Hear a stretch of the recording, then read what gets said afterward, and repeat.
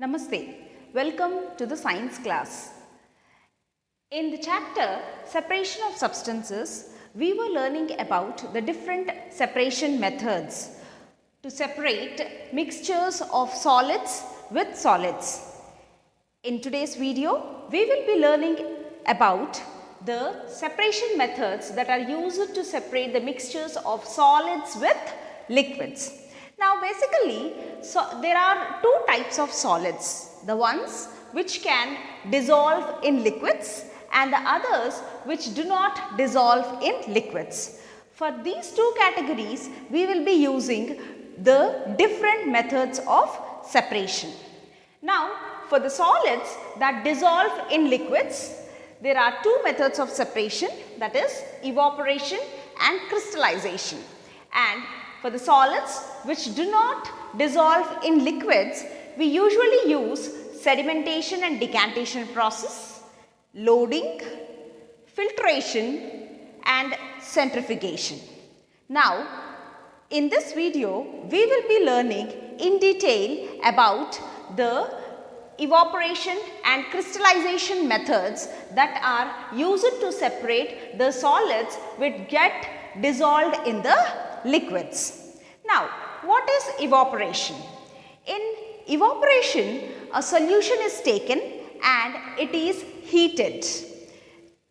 As time passes, the water present in the solution gets evaporated. That is, the water from its liquid state, it will be converted into its vapor, yes, into its gaseous state, right? When all the water gets evaporated, we will be left out with the solute particles in the bowl. So, this is a method which is called as evaporation. The water gets converted into its vapor state. This method is usually used to obtain common salt from the sea water.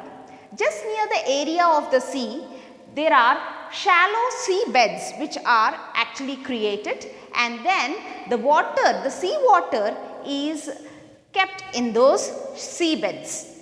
As time passes, the heat of the sun actually helps in evaporation of this sea water, and now we are left out with the salt over there. So, that is how we obtain the common salt from the sea water by using the process of evaporation. Now, let us learn about the next process, that is crystallization. This is a very interesting separation method, children. So, what is crystallization? It is a process which actually is used to separate the pure form of solid in its crystal form, and this is usually done from a saturated solution. We can prepare a saturated solution in which no more salt or the sugar, whatever it is, the solute will not be able to dissolve in that particular water. Yes, okay. So, such type of solution is called as saturated solution. Now, we can take this saturated solution and heat it, and in between we need to stir with a rod. Okay. So, during this process of heating, continuous heating, what happens is that the solute particles which are there, they become crystallized and start sticking to that particular glass rod which we usually use for stirring. Now, once the crystals start sticking to the glass rod or the thread in which we have kept that, okay. So, at that point of time, we need to stop the heating process. When we just lift the rod or the thread, then we can see that the crystals have got stuck onto these particular materials, that is onto the rod or onto the thread. These crystals are nothing but the pure form of the solute particles.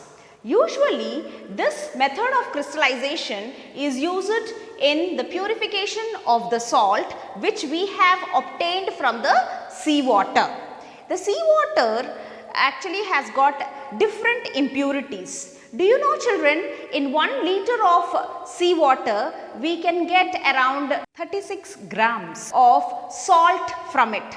But other than that, we also have some impurities in it. So, to get rid of those impurities, we can use this particular process which is called as crystallization. Other than that, this process of crystallization is also used to separate the crystals of alum, and then it is also used to separate the crystals of blue vitriol, which is nothing but one form of copper sulfate. So, this is about the two different processes which are used to separate the solids that get dissolved in the liquids. Hope you have understood the concept. Thank you.